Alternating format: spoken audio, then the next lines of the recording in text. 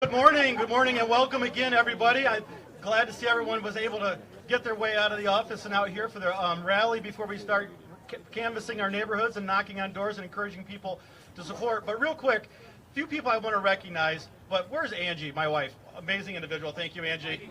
And yes, and my three daughters, Lily, raise your hand, Audrey, and my other daughter's Grace. The reason why she's standing up here, and Lily and Audrey, I didn't slight you guys, but I've already had a picture with Audrey when she turned 18 and her first opportunity to vote. Grace just turned 18 this year, and this is her first opportunity to go out and cast a ballot.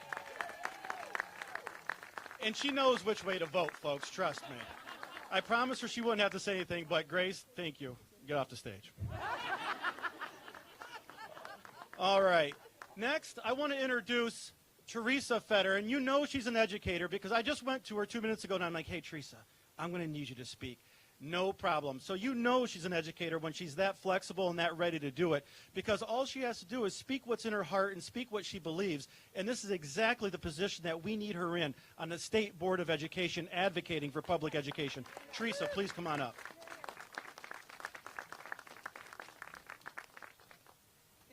Kevin, it's great to be here, great to be back home, and I can imagine the dinner conversations that your children have heard and how instilled. They know how important it is that we have a democracy for the people, not for the powerful. And that's what we've been dealing with. We know as teachers that our jobs are tied to politics, and there's no way around it. There's absolutely no way around it. I'm so proud to be a TFT member, AFT member. I'm a veteran of the Air Force and the Ohio Air National Guard. I'm a veteran, thank you. Veteran of the classroom for 18 years. And now a veteran of the Ohio legislature, 22 years. And the policies and the unfair funding drove me out of my fourth grade classroom where I had a third Hispanic, a third white, a third African American. So you can say I had the world. And I taught before testing. Anybody remember that? Oh yes, the art of teaching and the art of learning has been taken away from us. And I know in the state of Ohio, after 22 years sitting on the education committee, that we're giving tests we don't have to give. They're not mandated. So why are we giving the tests that take away the teacher's time with our children in the classroom? So I'm running for the State Board of Education to bring common sense to our schools. We need common sense perspectives on the State Board of Education. We need to give teachers the tools to teach, students the tools to learn, and parents the certainty that the culture wars are no longer going to be in our classrooms. We need a State Board of Education that's going to work together to work on education policies and policies to help our children learn. We need an education system that's modernized to meet the work world. You know, we're bragging about NTEL, and we're so proud we have NTEL coming. But I don't want to see Ohio citizens not get those jobs, because they didn't get the strong quality public education for the common good for all in the state of Ohio, that we had to import people that got the right education. And they're usually in Democratic states, by the way. So, you know, I am running because this is the last chapter of my exclamation point of leaving that fourth grade classroom 22 years ago to fix school funding constitutionally, to provide those tools for the teachers to do the job, because you're not here because you wanted to be a bad teacher, right? But as a classroom teacher, when we came through the accountability system, I felt they were aiming at me. They were aiming for my job and not giving me the tools to help our children learn and pass those tests. So bringing common sense, I'm hoping that you can bring that vote all the way home. It is a 7-county race, Wood County all the way to Lorain County. And guess what? The current incumbent has never visited Northwest Ohio in 4 years. after being invited over and over and over, never visited. So when I was asked at a forum, League of Women Voters forum, what would I particularly do in the State Board of Education as a member and a representative in 7 counties, I told them that I would show up. That I will show up in your schools, in your classrooms. I will listen and you will teach me what I need to learn to be that voice and that representative on that Board of Education. And tomorrow, they're going to put forward possibly a resolution out of Executive Committee to discriminate against our children. How abhorrent is that? So because 400 people showed up in opposition to that Title IX discriminatory resolution, it was put in Executive Committee. We want to make sure it stays there and never comes out and that it dies in the Executive Committee. So let's get this done, not only for the State Board of Education, all across the spectrum. Marcy Kaptur needs to get reelected. All of the Democrats in Lucas County need to get elected. So thank you for being here. I look forward to working with you further. And it's great to have you, Randy. Thank you. All right, thank you, Teresa. No wonder why TFT endorsed her along with every other local around here to get behind Teresa Fetter to help public education. Next, I want to introduce someone who's been a diehard advocate of TFT long before he was the mayor. I remember meeting this gentleman back on John Kerry's campaign. Might have been a city councilman. We both looked a little different back then, and maybe a few years younger. But speaking of being younger, today is your birthday, Mayor Wade? Oh, yeah. We could all wish Mayor Wade Kapszukiewicz happy birthday. Oh, boy, here we go. Happy birthday to you. Happy birthday, dear Wade. Happy birthday to you. Yep. Yep. Giving me a microphone's never a good idea. So if we could, though, in all seriousness, if Mayor Wade would join me real quick. This is an individual who, before he ran for mayor, we met, and he's like, what do you think? And that was it. I'm like, what do you mean? I think a lot of stuff. But I gave him my thoughts on public education, universal pre-K, and a lot of different things that make sense for public education. And this individual, even though he's taken hits over it, has not wavered on any of those commitments that he made even before becoming mayor. He's worked to make universal pre-K a reality in Toledo. He continues to do so.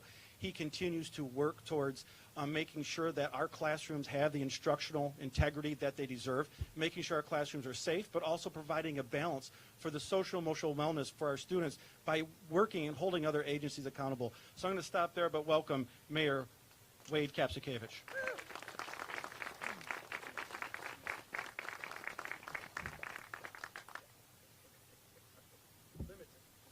Okay, limited. All right.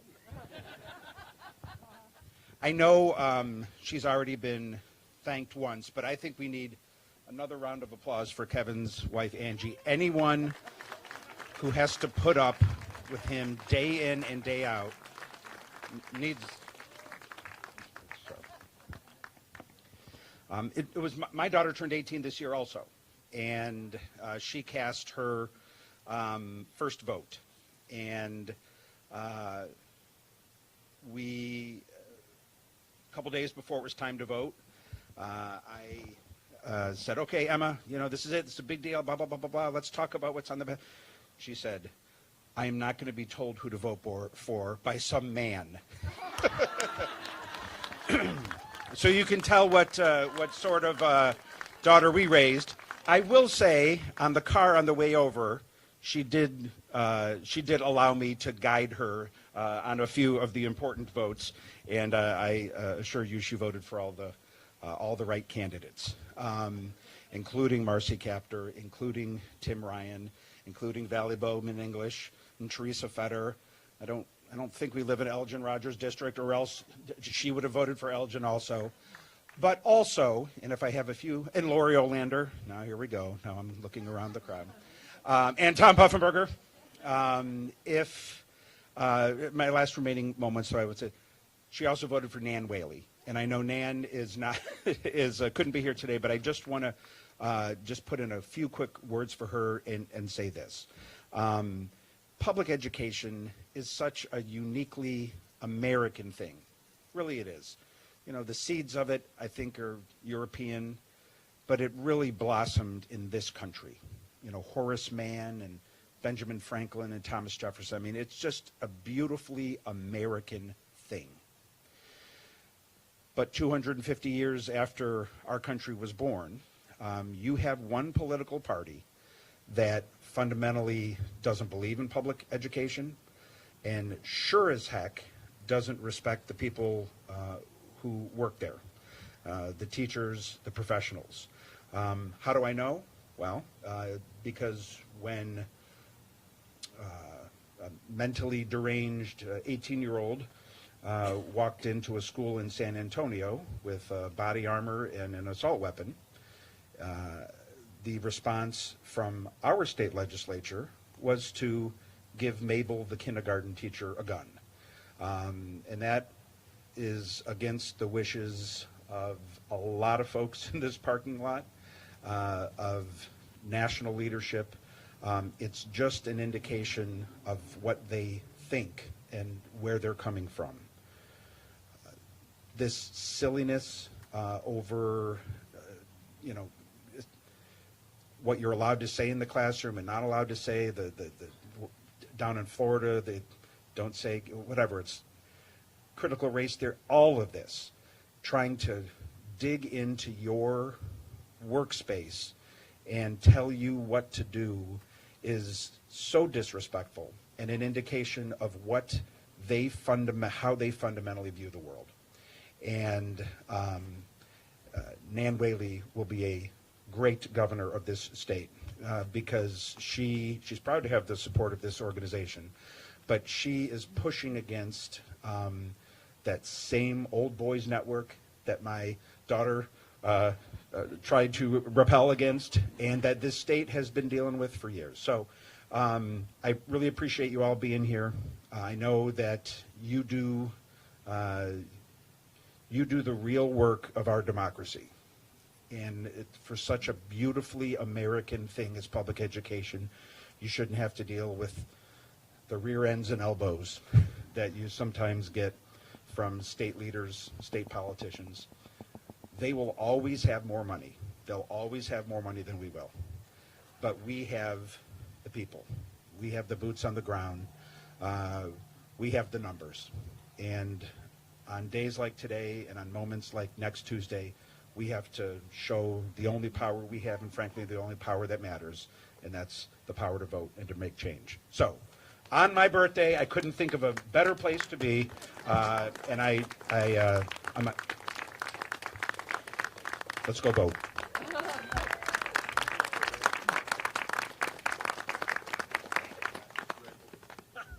That was awesome. Thanks, Wade. All right, next, I'd like to introduce somebody who I believe the Republican Party sorely underestimated the energy, the enthusiasm, and the integrity of herself and her voters' base. This individual has been around long before I was in education, and we still look to her for inspiration from her office, nonstop calling and saying, hey, what about this? What about these ideas? How can I help you? How can I this? So I am humbled and honored to welcome Congresswoman Marcy Kaptur.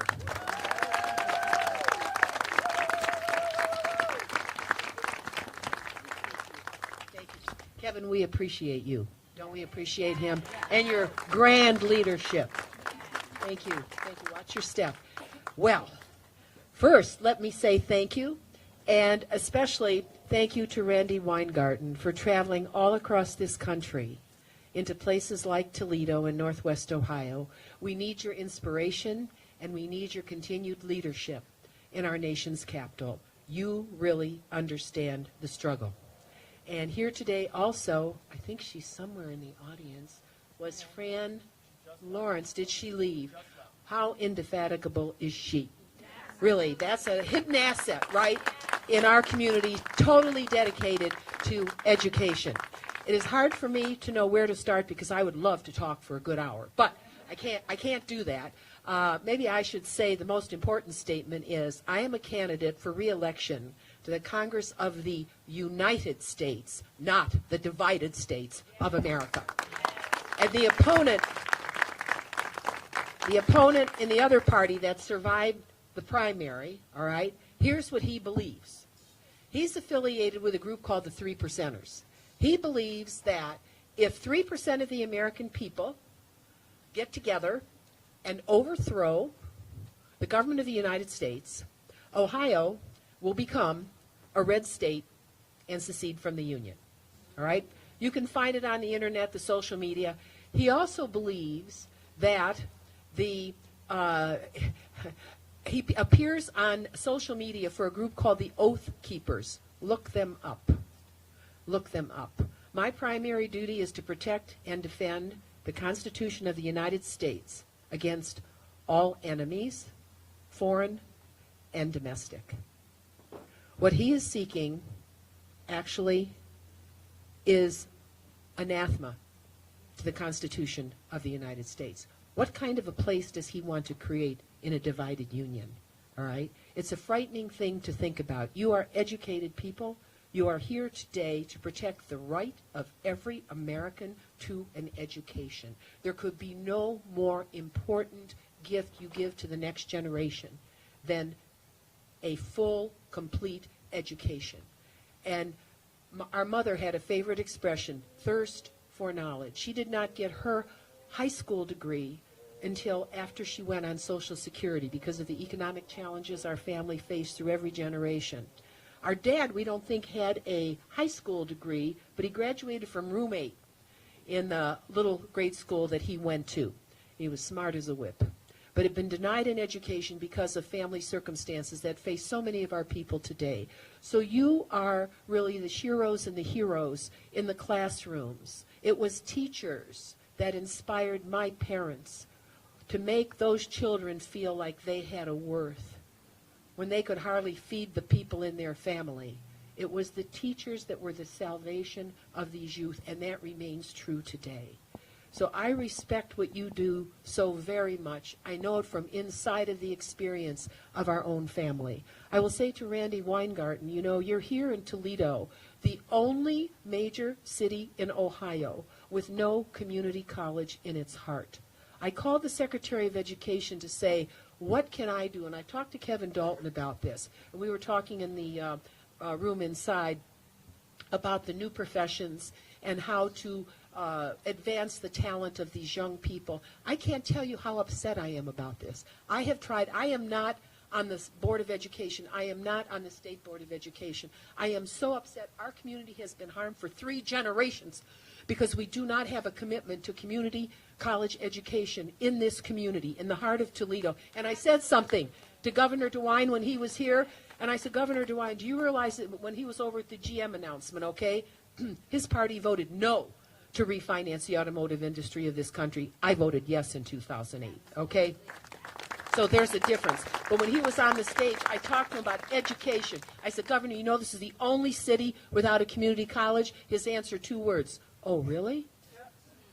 Well, we need to move oh, really into investment in the heart of Toledo to help you do your job, all right? So I am committed to that. I'm sorry that our country has to go through this horrible period of division, but I'll tell you where it started, partly in the 1990s, when we as a region saw our middle class drop out because of something called NAFTA. When our jobs and Dura and all these companies from Toledo, they just picked up, Wall Street financed the relocation to third world penny wage nations where people have no right to an education, and our people became better. Now, a lot of them were racist and other things. They blamed other people, and honestly, it wasn't their fault. We lost that massive fight. And so it is still a fight we have, and we're seeing progress in our region. Our GM, now they call it Propulsion Center, the best transmission plant in the entire world, just received $760 million investment, the first plant in the entire world. And do you know what the union leadership in that plant is worried about? Education and re-education of the workforce. Education and re-education of the workforce to meet the needs of the future. We just got some new school buses as a result of votes that Democrats took in Congress, not Republicans. The Toledo public school system is going to be in receipt of those. And you know this, and I'll end with this. It does make a difference how you vote. because when we passed the American Rescue Bill a couple years ago, the pandemic was still cresting in the country, and not a single Republican voted for that. Know that the school you teach in, the university here in Toledo, including Lourdes College or Lourdes University, both of them, BG, all of our cities and counties, the state of Ohio itself, our hospitals, our police forces, our fire division did not go bankrupt. Not a single Republican voted for that bill. All right? Not a single one. All right? So when you vote this year, vote Democrat. Vote Democrat, because we tried to hold this country together when others walked away. Can you imagine with what you are dealing with now in the classrooms as we move forward to try to get the help that's needed? What these people are capable of destroying? This is not a party worthy of the reins of government at the highest levels of this country. So thank you for being with us here today. Thank you for protecting the rights and opportunities for all Americans, and being where it counts the most, the education of the next generation. God bless you. Thank you so much for your support, and thank you, Randy, for coming here today.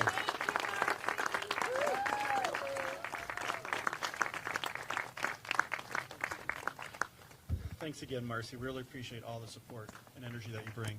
And if you haven't, I'm not a fan of these political commercials. I'll be happy when they're over, but Marcy's got some of the best ones out there against her crazy opponent. So thank you, Marcy, for being such a fighter, too. I was just talking with Wade. We both enjoy those commercials. So either way, thank you. Lastly, I'd like to introduce, again, I won't need to repeat everything I said earlier, but it goes without saying, a huge thank you to Randi Weingartne, AFT, for being here today and for being around everywhere, not just the nation, globally, out there advocating for educators, teachers alike. So, Randi, the stage is yours. Thank you.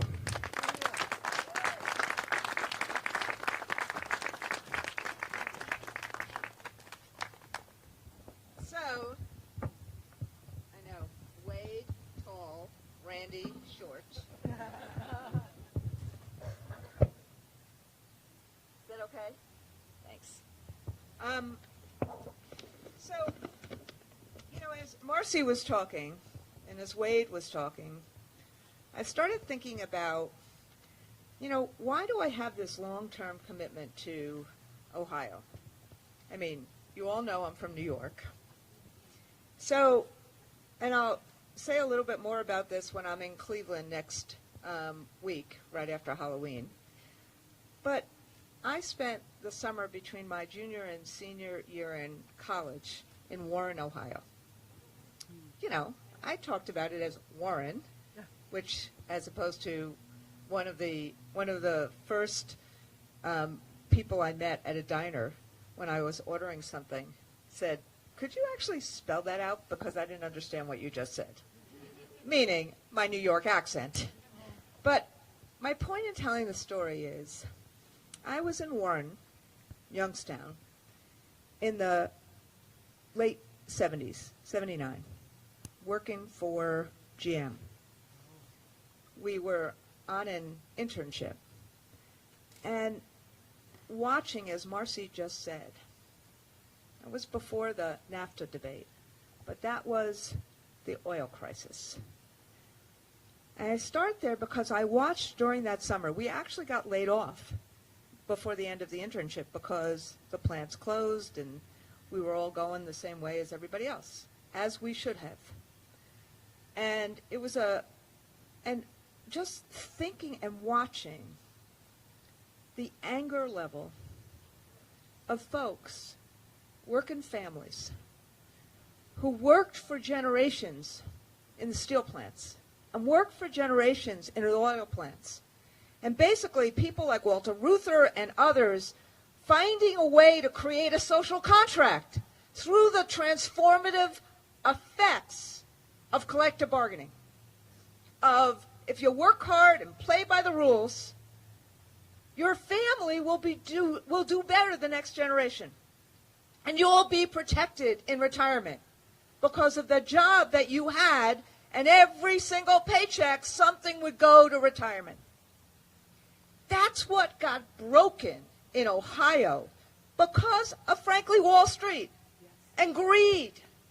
That's what got broken. And instead of people coming together, working people coming together, what the same party who is financed by Wall Street did was divide and divide and divide.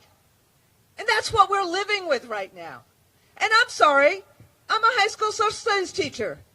You could teach this history. I can teach this history in New York State still. But that is part of what the extremists are trying to stop us from teaching. They're trying to stop us from teaching what happened in slavery. They're trying to stop us from teaching what happened in the progressive era. And what Wade and Marcy just talked about the importance of education, is that we got to teach the good and the bad. That's the story of America, where the arc, oh, there's a drone right over there. Hi, drone. Where the arc of the moral universe should bend towards justice. Hi, drone. Should bend towards justice, but it bends by us. And one of the ways it bends by us is through voting. That's our agency. That is our power. First to understand, and then to vote and to act. And the reason I start with the Warren story and the big oil story is it has a lot of resonance for right now. What do I mean? Think about what we just saw last week. The oil companies told us their profits for the third quarter. The first half of 2022. Let me start with the third quarter. Shell Corporation. Third quarter last year, $4 billion of profits. Remember, I'm a social studies teacher, not a math teacher, so I'm not getting it precisely. Third quarter this year, $9 billion of profits. Double, more than double. All of them in the first half of 2022, $210 billion of profits. So you look at gas prices right now, you look at what gas prices are doing in terms of this election, and you think about what the oil companies are doing. And who is helping the oil companies? The Republicans. Who tried to stop this gouging? The Democrats. They, led by Marcy Kaptur, tried to stop this gouging, and not one Republican voted for that. And look at the rest of their economic plan. Let me do the big five. Raise prescription drug costs, increase health care premiums, cut Medicare and Social Security benefits, cancel student loan forgiveness, and this one, it really worked in the UK. Give tax cuts to the rich. Notice what just happened in the UK? In fact, their answer to everything is give tax cuts to the rich. That's their answer. So you think about what Marcy led in Congress. Look, I saw it. Driving down prices with the Inflation Reduction Act. Making sure that schools had the money they needed. Where was the governor? It was the Congress. It was President Biden that gave us the money we needed for American Rescue Plan. And yes, Nan Whaley will reverse that. But where was Governor DeWine? You know, for a few minutes, he was out there helping. But once the Republican infrastructure said, nope, that's wrong, he fell right in line with them. American Rescue Plan done by Marcy Kaptur, Tim Ryan, and Joe Biden.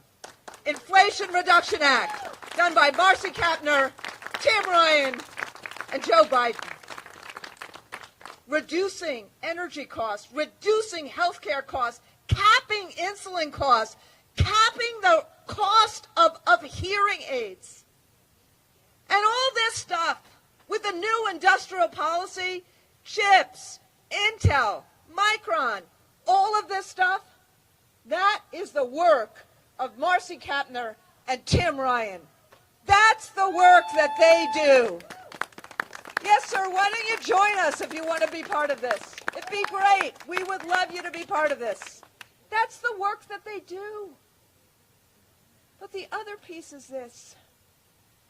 Whether people like each other or not, whether people are engaged with each other or not, the politics has gotten corrosive. And what Marcy has done for her whole career is bring people together in Northwest Ohio. That's what she's done. And that's what we need more of. I'm going to end with one story, which is this, and education. Why on earth would some people, the extremists, try to ban books like The Diary of Anne Frank and The Story of Ruby Bridges? You guys, if you want to listen to this, please join us. Why would they try to ban these books? A story of a kid who is in the Holocaust, hidden, Jewish, who then dies. A story of a kid who is the first kid to try to integrate a school. Why would they try to ban this? Because what these books do is they create great empathy across race and across religion. Young kids then seeing other young kids for who their souls are and creating a sense of unity and empathy and togetherness. They want to ban these books because they want to break the empathy. They want to divide, create anger, because they want to put a knife through democracy. So yeah, our freedoms are on the line this time. Our democracy's on the line this time. Public education's on the line this time. And who is going to actually be there to be the problem solvers, to help regular folks have dignity and have a sense that their kids will do better than they have with the transformative effects of collective bargaining and the transformative effects of public education? That's what we're fighting for, my friends. That's what Marcy has represented her whole career. That's what Tim Ryan has represented his whole career. That's what Nan is trying to do. And like the mayor, my ask of all of us is we have to take these next 9 days and just run this race of hope over fear, of aspiration over despair. And that means, because people will trust you, you are this community's teachers and parents. They trust you. Use that trust and agency to get out this vote for Marcy, for Tim, for Nan, for democracy, for freedom, for economic security, for public education. Thank you.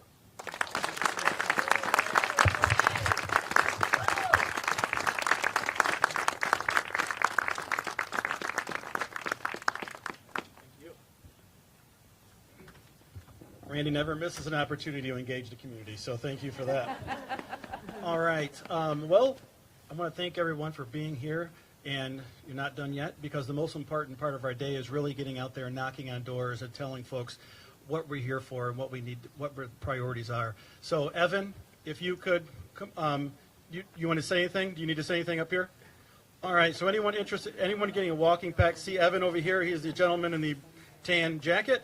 He'll get you set up. So, again, thank you, everybody, and let's